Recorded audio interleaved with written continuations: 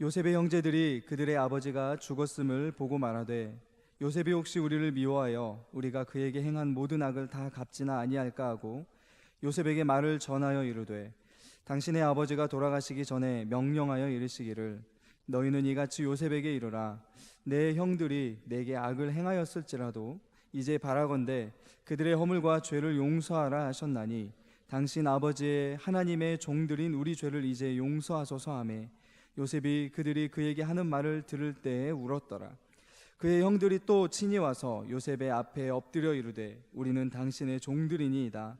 요셉이 그들에게 이르되 두려워하지 마소서 내가 하나님을 대신하리이까 당신들은 나를 해하려 하였으나 하나님은 그것을 선으로 바꾸사 오늘과 같이 많은 백성의 생명을 구원하게 하시려 하셨나니 당신들은 두려워하지 마소서 내가 당신들과 당신들의 자녀를 기르리이다 하고 그들을 간곡한 말로 위로하였더라. 아멘. 내가 말 못할까 봐서 미리 보내놓는데 엄마 사랑해. 왜? 나도 사랑해. 안산 단원고 2학년 학생 신모군이 침몰하는 그 세월호 안에서 위기를 느끼고 엄마에게 마지막으로 보낸 문자랍니다. 이번 참사가 지난 지도 벌써 발생한 지도 열흘이 지나갑니다. 멀쩡하던 젊은이들 302명이나 희생이 됐습니다. 그 중에 피해보지 못한 고등학생 2학년짜리가 대부분입니다. 이번 이 세월호 참사는 말도 안 되는 인재라서 참 답답하고 분하고 부끄럽고 잠이 오지 않는 국가적인 손실입니다. 미국 사람들이 9.11 사태 때 겪었던 그런 충격을 한국 사람들은 이번 이 세월호 사건으로 겪고 있는 중입니다. 온 국민의 마음이 멍들고 슬픔으로 녹아 있습니다. 이번 재난이 가져올 손실이 얼마나 클 것인가 우린 짐작하기도 어렵습니다. 우선 수백 명의 어린 생명을 잃었습니다. 그들이 잘 자랐다면 장차 이 나라뿐 아니라 세계적인 큰 인물들이 돼서 세계를 크게 이바지했을 터인데 특별히 그 중에는 교회 잘 다니는 아이들, 선생님 말씀을 너무너무 잘 듣는 아이들, 그래서 손실이 나오지 말고 가만히 있어라 그러니까 그대로 순종하다가 그냥 죽었습니다. 가뜩이나 인구 부족한 나라에서 앞으로 나라 위에 일할 수많은 젊은이를 한꺼번에 잃었습니다. 얼마나 큰 손실인지 말로 할 수가 없습니다. 그 부모들은 근 20년 수많은 수고와 사랑으로 기른 보람, 희망을 한꺼번에 다 잃었습니다. 그 부모가 느낄 절망과 슬픔을 우린 짐작도 할 수가 없습니다. 뿐만 아니라 한국이란 나라가 세계 10위권의 경제 대국이다, 선진국에 들어갔다라고 세계가 그렇게 인정하고 있었는데 이번 보니까 위기관리가 전혀 되어 있지 않은, 기본이 전혀 안 되어 있는 미개한 나라구나 하는 게 드러나 버렸습니다. 그래서 한국의 신인도가, 위신이 한꺼번에 추락해버렸습니다. 그동안 외국에서, 특별히 미국에서 한국에 대한 찬사가 끊이지 않았었는데 이번 이 사건을 보고 한국을 얼마나 우습게 보겠습니까? 국가 신인도가 떨어지고 한국산 제품의 신용도가 떨어지고 수출도 감소할 것 같아서 역시 그것도 손실입니다. 이런 상황에서 우리가 지금 뭘 해야 할까? 뭘 할 수 있을까? 지금 모든 국민들이 끝없는 슬픔과 분노에 빠져 있습니다. 우선 선장, 세상에 그렇게 무책임한 선장이 어디 있겠습니까? 그 해운사 얼마나 나쁩니까? 책임이 그들에게 우선 있습니다만은 그러나 우리 온 국민한테 있습니다. 원칙을 지키지 않는 우리 모습들, 책임을 다하지 않는 우리 모두에게 책임이 있다고 해야 할 것입니다. 그 누구는 선장을 욕하고 누구는 해운사를 욕하고 누구는 정부를 욕하지만 그런다고 해서 문제 해결되는 것도 아니고 먹칠당한 우리 한국의 위신이 사는 것도 아닙니다. 분도 풀리지 않습니다. 그러면 지금 우리가 해야 할 일이 무엇일까? 노란 리본을 매달거나 국화꽃 한 송이를 바치는 것이 중요한 것이 아니라 이때는 우리가 각자가 자기 자신을 돌아보아야 하고 그리고 하나님을 바라보아야 합니다. 우리가 각자 그동안에 나는 질서를 지켜왔는지, 내 책임은 제대로 감당해 왔는지 돌아봐야 되고 잘못한 것을 인정하고 고치는 계기가 되어야 합니다. 그리고 내 가족, 우리 아이들 질서 지키도록, 법을 지키도록 가르쳐야 됩니다. 내가 책임지는 자리에 있으면 그 책임을 제대로 감당하는 그런 사람 되도록 이번에 변화되어야 합니다. 국민 각자가 다 자기 책임과 역할에 다시 한번 충실하도록 다짐하고 바로 서는 기회가 되어야 합니다. 욥기 23장 말씀 보면 욥이 당한 고난에 관한 욥의 자세가 나옵니다. 여러분, 욥이 당한 고난 아시죠? 하나님 앞에서 범죄할까 봐 늘 자신을 단속하며 그렇게 경건하게 살던 사람인데 하루아침에 큰 고난이 겹겹이 찾아왔습니다. 한 종이 허겁지겁 달려와선 말이 10남매 자녀가 큰아들 집에서 생일잔치하다가 집이 무너져서 10명이 그냥 죽었습니다. 그 말 끝나기 전에 또 다른 종이 달려오더니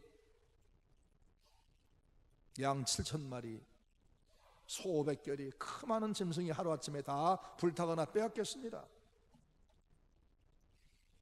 자기 몸에는 치료하기 어려운 악한 종기가 나서 견딜 수가 없어 재를 가지고 거기 바르고 긁고 있습니다.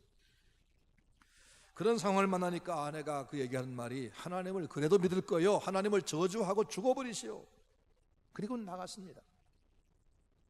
그 소식을 들은 멀리 있던 친구들이 찾아와서 다그치기를, 내가 죄를 짓지 않고서야 이런 일을 당할 수 있느냐, 당장에 죄를 회개하고 거짓말 말고 뻔뻔하지 말고 회개해라.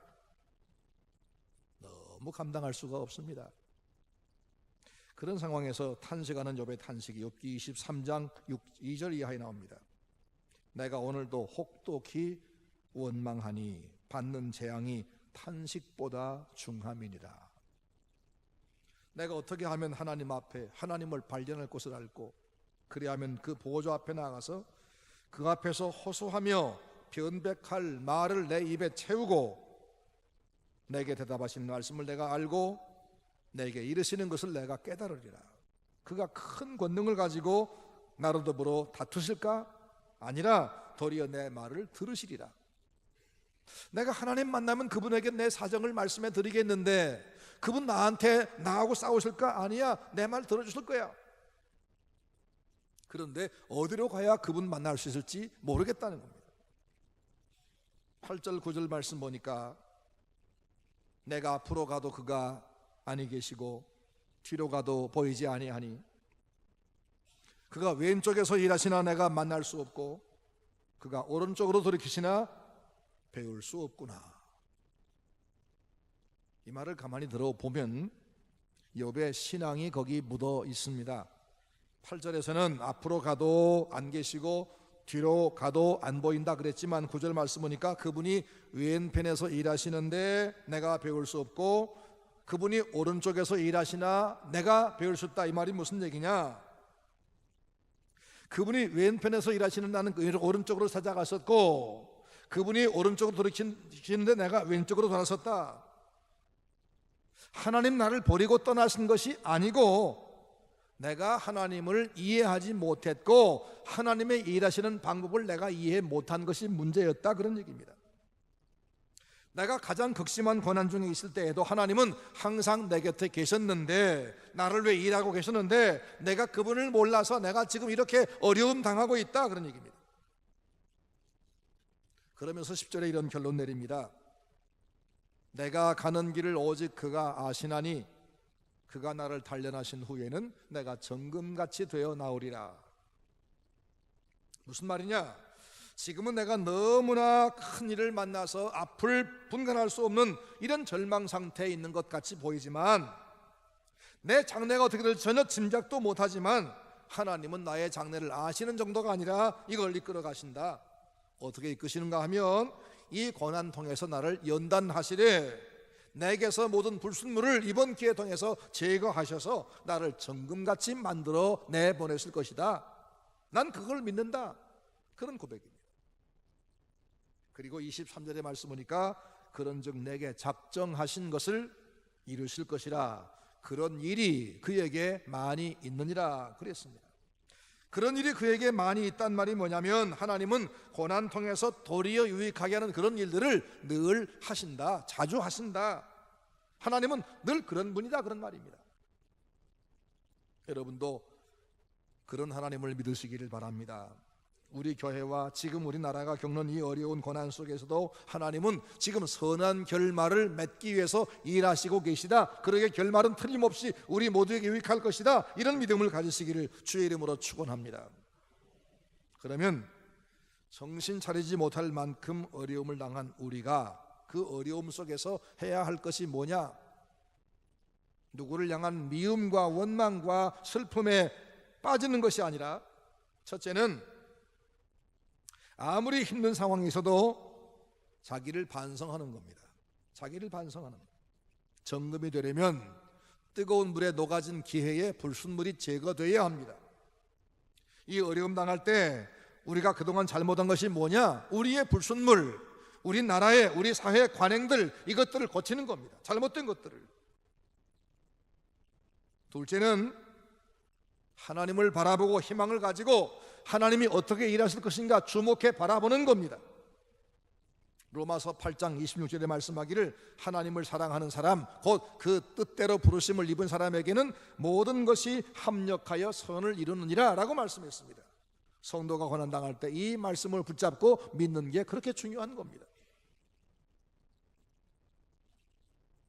욥기 23장 11절 말씀 보니까 내 발이 그의 걸음을 바로 따랐으며 내가 그의 길을 지켜 치우치지 아니하였고 내가 그의 입술의 명령을 일정한 음식보다 귀히 여겼구나. 이 말은 무슨 말이냐면 내가 고난 속에도 철저하게 말씀만은 하나하나 제대로 지켜왔다는 겁니다. 고난 속에서 말씀을 내가 지키는 생활을 했다. 시편 말씀 보면 욥만 아니라 모든 의인들이, 모든 신앙인들이 고난 중에서 신앙을 더 바르게 가졌습니다. 시편 119편 67절 고난당하기 전에는 내가 그릇 행하였더니 잘못된 길로 갔었더니 이제는 고난당한 후에는 고난당한 계획을 통해서는 주의 말씀을 지키나이다. 시편 119편 71절 고난당한 것이 내게 유익이라 이로 말미암아 이 고난 때문에 내가 주의 율례들을 배우게 되었나이다. 이외에도 고난이 우리 성도에게 유익된다, 전화위복의 기회다, 이런 말씀은 성경에 수없이 많습니다. 욥이 고난 통해서 결국 얻은 것이 뭐냐 하면 하나님은 두려우시다. 15절 말씀 보니까 그러므로 내가 그의 앞에서 떨며 이를 생각하고 그를 두려워하는구나 라고 했습니다. 고난 당해 보니까 인간은 아무것도 아닌 것을 알게 되었고 하나님 두려운 줄을 내가 배우게 되었다, 그런 말입니다. 그리고 말씀하기를 하나님이 나의 마음을 약하게 하시며, 어려움 당하면 약해지죠. 약하게 하시며 전능자가 나를 두렵게 하셨나니 이는 왜 그렇게 하시는가 하면 내가 두려워하는 것이 어둠 때문이나 흑암이 내 얼굴을 가렸기 때문이 아니로다. 이 절망 자체를 두려워하지 말고, 절망 자체를 두려워하지 말고 세상의 모든 만사를 좌우하는 하나님, 우리에게 죄를 심판하실 하나님, 이 어려운 여건도 얼마든 변화시킬 그 전능자 하나님, 이분만 두려워하는 사람이 되게 하려고 우리에게 고난을 주었다, 그 말씀입니다. 하나님은 우리가 살아갈 때 고난을 통해서 두려움도 겪게 하지만 그 고난 두려움 통해서 나를 하나님에게서 끌어내시는 것이 아니라 하나님만 두려워하고 다른 것은 두려워하지 않을 수 있는 그런 담대한 사람으로, 그런 당당한 사람으로, 그렇게 반듯한 사람으로 세우기 위해서 그러신다는 겁니다. 욥은 이 모든 고난을 겪은 다음에 이런 고백합니다. 내가 죽게 대하여 귀로 듣기만 하였사옵더니 이제는 눈으로 주를 배움나이다. 전에는 하나님에 대해서 남들이 하는 말을 전해 들은 그런 정도의 신앙이었었는데 내가 이 고난 겪은 뒤에 하나님을 직접 내가 만났고 내 눈으로 뵙게 됐습니다, 그 말입니다. 욥의 경우에 하나님이 그를 멀리 떠나서 버리셨기 때문에 고난이 왔습니까? 아니었습니다. 반대였습니다. 하나님이 그 곁에 계셔서 그 고난 통해서 그를 더 바로 세우고 하나님을 만나서 하나님과 날마다 교제하는 그런 참신앙으로 만들기 위해서 그에게 잠깐 동안 고난도 주었다는 것입니다. 따라서 우리가 고난 속에 빠져서 분하고 슬프고 답답하고 괴로울 때 우리가 할 수 있는 것이 무엇인가? 하나님을 바라보는 것이고 하나님을 기대하는 겁니다. 그분이 일하시는 스타일을 배우는 겁니다. 그러면 어떤 어려움 속에도 담대해지고 흔들리지 아니하고 결국 유익을 얻어내는 것입니다. 욥이 그렇게 신앙이 바로 서자마자 하나님은 그 환경을 바꾸셨습니다. 그래서 그를 억압하던 친구들이 와서 잘못을 인정하고 용서를 빌었습니다. 욥이 용서해 줌으로 문제가 해결됐습니다.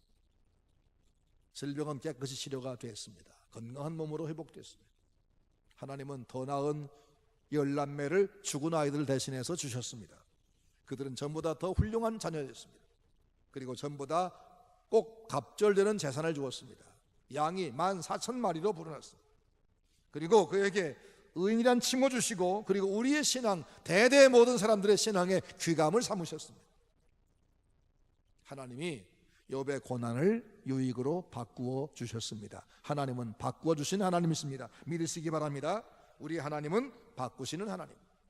꽁꽁 얼어붙었던 동토를 새싹과 찬란한 꽃들로 바꾸시는 하나님. 무덥던 여름을 시원한 날씨와 알찬 열매로 바꾸시는 하나님. 지난밤에 깜깜함을 대낮에 찬란한 태양으로 바꾸시는 하나님. 시련에 빠져 곤고하던 어쩔 줄 모르는 고통의 시간들을 형통한 날로 바꿀 수 있는 하나님. 하나님은 바꾸시는 하나님이심을 믿으시기 바랍니다. 오늘 본문 3은 창세기 50장 말씀도 하나님이 무엇을 바꾸셨는가를 보여줍니다.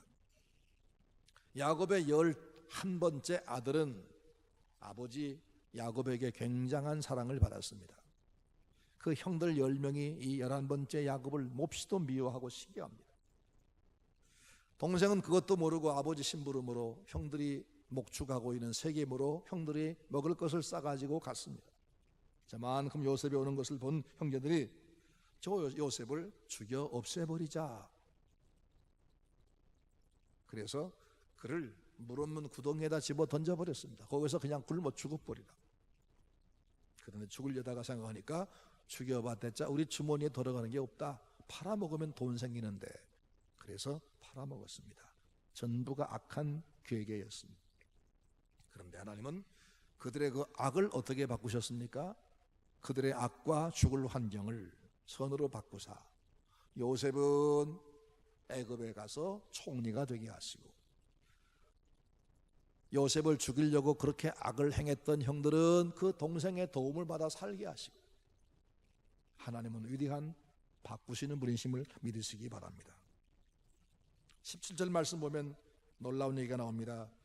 너희는 이같이 요셉에게 이르라. 내 형들이 내게 악을 행하였을지라도 이제 바라건대 그들의 허물과 죄를 용서하라 하셨나니 당신 아버지의 하나님의 종들인 우리 죄를 이제 용서하소서. 누가 누구한테 합니까? 형이 동생에게 하는 말입니다.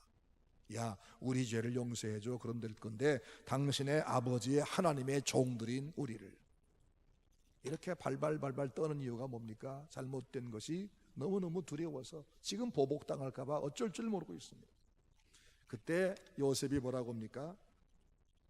18절 그의 형들이 19절 요셉이 그들에게 이르되 두려워하지 마소서 내가 하나님을 대신하리이까.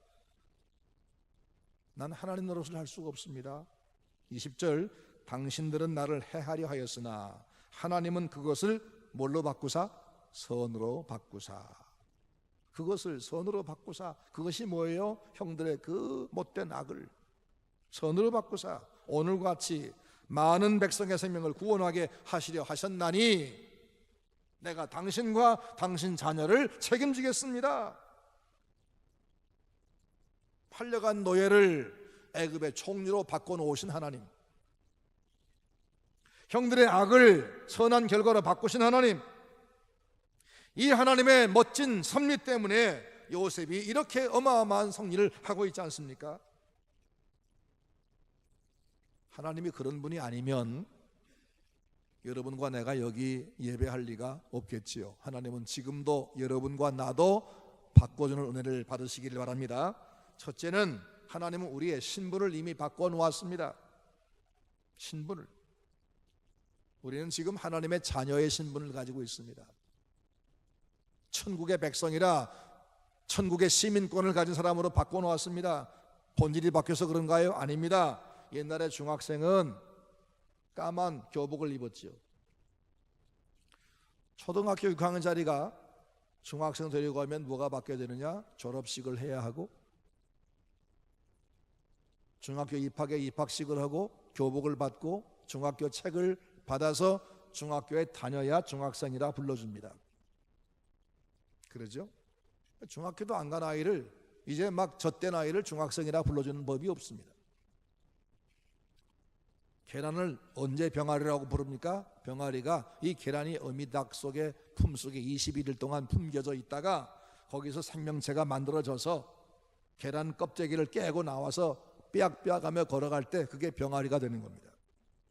본질이 바뀌어야 이름이 바뀝니다. 근데 우리 하나님은 우리의 본질이 여전히 죄악투성이인데, 솔직히 우린 죄인인데 넌 죄가 없다고 우리를 칭호해 주었습니다. 우린 지금도 마귀의 계속적인 지배를 받고 사는데 너는 내 것이다, 내 백성이다 말씀합니다. 그리고 내가 너를 결코 버리지 않겠다 말씀합니다. 우리의 신분을 하나님이 먼저 바꿔주었어요. 놀라운 일이죠. 두 번째는 신분을 먼저 바꾼 다음에 그 다음에는 본질을 천천히 바꾸십니다. 그걸 성화라고 합니다. 성화. 로마서 1장 28절 말씀 보니까 우리 인간 속에는 온갖 죄악이 꽉 차 있는데 탐욕, 음란, 추악, 비열함, 말로 할 수 없는 더 더러운 것들이 지금도 꽉 차 있습니다. 이게 바로 우리 인간입니다. 눈덩어리를 뭉쳐서 만든 사람을 눈사람이라 부르듯이 우리 인간을 죄인이라고 하는 것은 죄악 덩어리를 뭉쳐 만들었다, 그런 의미예요. 우린 이걸 스스로 제거를 못해요. 정화 못 시킵니다. 그런데 예수가 내 안에 들어오신 이후에 성령이 나를 도우셔서 하나씩 하나씩 우리를 변화시키십니다. 본질을 바꾸십니다. 그래서 포악하던 사람을 온유한 사람으로 바꾸십니다. 거짓말쟁이를 참되게 만들어 놓으십니다. 자기 주관으로 똘똘 뭉쳐 늘 싸우던 사람을 양보하게 만드십니다. 변덕쟁이를 신실하게 만드십니다. 방탕한 사람을 절제하게 하시고 자기 사명을 알게 하십니다. 근심하며 불평하던 사람을 기쁨과 소망의 사람으로 사람을 바꾸어가기 시작합니다. 부정적인 사람을 기쁨을 가지게 하고 남들을 향해서 늘 원망하던 사람을 남들 앞에서 감사를 발표하게 만드십니다. 이게 하나님 하시는 겁니다. 제 고향은 충청남도 서천군 한산면이라는 곳인데, 한산은 모시가 유명한 동네입니다. 모시풀 껍질을, 겉껍질을 벗기고 속에 줄기를 떼어내면 가운데 속살이 나옵니다. 그게 섬유질입니다. 근데 그건 새파랗습니다. 그걸 적당한 단위로 다발로 묶은 다음에 물 위에다가 이렇게 지푸라기를 띄우고 그 위에다가 얹어 놓습니다. 그러면 아래에서 물기가 올라오고 위에서 햇빛이 쬐이기 때문에 하루, 이틀, 사흘, 나흘, 일주일쯤 되면 하얗게 다 바랍니다. 1시간 만에는 아닙니다. 일주일이 걸립니다. 신분을 바꾸신 하나님은 신앙생활하면서 서서히 우리의 본질을 바꾸고 가십니다. 그게 성화의 과정입니다. 누가 하시느냐? 하나님이 하십니다. 그분이 내 안에 오시지 않고는 이건 불가능한 일입니다. 바울은 지식과 율법과 권력을 숭상하던 자입니다. 그는 그것을 갖지 못한 사람들을 멸시하며 그걸 더 갖기 위해서 몸부림을 쳤습니다. 근데 그가 다메섹 도상에서 주님을 만난 이후에 지난날에 그가 추구했던 것들을 한꺼번에 다 버리기 시작합니다. 이것들은 내게 유익한 것이 아니라 버려야 될 배설물이다. 내게 가치 있는 것은 오직 예수 하나뿐이다. 나는 이젠 예수의 십자가와 예수의 부활 이것밖에 내가 알지 않겠다. 그리고는 자기를 휘어잡은 그 예수를 잡기 위해서 평생을 달려갔습니다. 그리고 고백하기를 그런즉 누구든지 그리스도 예수 안에 있는 자는 새로운 피조물이다. 예수님에 의해서 본질이 바뀐 사람의 고백입니다. 하나님은 여러분과 나의 본질을 지금 바꿔가고 계십니다. 믿으시기 바랍니다. 그분께 내어드리고 순종하시기 바랍니다. 그러면 더 빨리 변합니다. 마지막으로 좀 그분은 우리 환경도 변화시키십니다. 형들이 요셉을 팔아먹을 때 미워하는 마음이 너무 지나쳐서 저거 없애버려야겠다. 어디가 죽어서 없어져라. 그래서 팔아먹었습니다. 그런데 그 팔려간 노예 요셉을 애굽의 총리로 만드신 분은 하나님이십니다. 그를 팔아먹은 형들이 와서 그의 앞에 무릎을 꿇고 살려달라고 애원하는 장면이 본문입니다. 사랑하는 아들 요셉이 짐승에게 먹혔다. 큰아들들이 거짓말하고 피 묻은 옷을 주니까 그 말을 믿고는 너무너무 절망했던 그 야곱이 요셉이 보낸 애굽 왕실의 버금 수레를 타고는 애굽에 가서 요셉을 만납니다. 총리된 아들을 만납니다. 그 감격의 재회를 하게 하신 분 누굽니까? 하나님이십니다. 하나님은 우리의 환경을 얼마든지 바꾸시는 분임을 믿으시기를 바랍니다. 여러분 지금 어떤 문제로 고민하십니까? 가족의 질병 때문에 너무 지쳐 있습니까? 기도할 의욕도 이제 잃었습니까? 주님 앞에서는 중풍병자가 즉시 일어났고 38년 된 병자가 제 침상을 들고 걸어갔어. 병든 몸이라도 바치면 주님은 건강하게 바꾸는 분이십니다. 나이가 40이 돼가는데 아직도 결혼 상대를 만나지 못해서 걱정하십니까? 여러분 자신이나 여러분 자녀가 시험에 너무 많이 떨어져서 이제는 이력서를 낼 용기도 없습니까? 사업에 실패해서 앞이 막막하십니까? 나이는 점점 들어가는데 주님 앞에 가 설 자신이 없습니까? 갈릴리 바닷가에서 고기잡이 하는 베드로가 밤새도록 한 마리를 못 잡았습니다. 창피했습니다. 남들은 다 만선된 배를 끌고 나가는데 베드로는 아무것도 끌어갈 게 없습니다. 그래서 흙탕물 된 저 그물을 싣고 있는데 빈 배를 한탄하는데 그때 말씀 예수님 오셔서 내 배를 좀 내가 빌릴 수 있겠느냐 빌려드렸습니다. 빌려드렸다가 예수님의 그 말씀을 가장 가까이서 듣는 그런 찬스를 얻었습니다. 그 말씀 듣다가 생명의 말씀에 귀가 열렸습니다. 그리고는 그 말씀대로 깊은 데로 가서 그물 던졌더니 엄청난 고기를 잡는 더 놀라운 경험을 했을 뿐 아니라 그날 이후로 사람을 낚는 어부 주님 제자가 됐습니다. 주님은 우리의 실패를, 우리의 불황을, 우리의 이 거꾸러진 찬스를 오히려 얼마든지 바꾸는 분임을 믿으시길 바랍니다. 너무 가난해서 절망하고 계십니까? 내외가 성품 맞지 않아서 늘 다투십니까?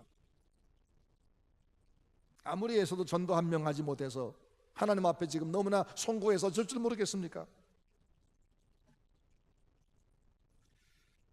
우리의 신분을 이미 바꿔주셨고 우리의 마음도 지금 우리의 본질도 바꾸는 그분께서 세계 정세도 막 좌우하시는데 지금 우리 앞에 있는 환경 바꾸는 거 그게 뭐가 문제겠습니까? 우린 지난 주일날 부활주일을 지났습니다. 부활주일, 예수님이 십자가에 죽으셨다가 다시 사신 것을 기념하는 주일입니다. 그분이 왜 죽으셨습니까? 우리의 이 고통스러운 환경, 우리의 이 저주받은 이 땅의 환경을 천국의 영원한 영생의 환경으로 우리를 거기 데려가시기 위해서 그 교환 비용을 지불하기 위해서 죽으신 거 아닙니까? 우리의 썩고 말, 우리의 영원한 이 더러운 눈, 이 몸을 영원한 영생의 몸으로, 영광의 몸으로 바꾸시기 위해서 그 교환 비용으로 당신의 몸을 지불하는 거 아니었습니까? 주님은 우리의 육신마저도 바꾸십니다. 욥이 당한 어려움, 원인도 모르겠어요. 원인 분석이 안 돼요. 너무너무 겹겹이어서 어떻게 헤어나올 방법이 없습니다. 근데 그때 욥이 이렇게 기도합니다. 나의 가는 길을 오직 그가 아시나니 그가 나를 연단하신 후에는 내가 정금같이 나으리라. 얼마나 담대한 신뢰입니까? 얼마나 하나님을 잘 알고 있는 것입니까? 우리가 하나님을 안다면 그 정도 알아야 됩니다. 하나님은 지금 내가 당한 고난을 가지고도 얼마든지 멋지게 나를 유익하게 만드실 뿐이야. 난 그걸 믿어. 이런 하나님에 대한 암, 이런 믿음, 이게 필요한 겁니다. 지금 우리의 환경, 우리의 형편은 하나님 손에 있습니다. 지금 결론 난 것이 아니고 진행 과정일 뿐입니다. 따라서 하나님은 그 결과를 결국 우리에게 유익하게 아름답게 만드실 것입니다. 우리는 그걸 믿어야 됩니다. 믿으시길 바랍니다. 성경은 분명히 약속했습니다. 하나님을 사랑하는 자, 곧 그 뜻대로 부르심을 입은 자들에게는 모든 것이 그 어떤 지금 절망일지라도 그것 자체도 결과적으로 선을 이루어지고야 만다.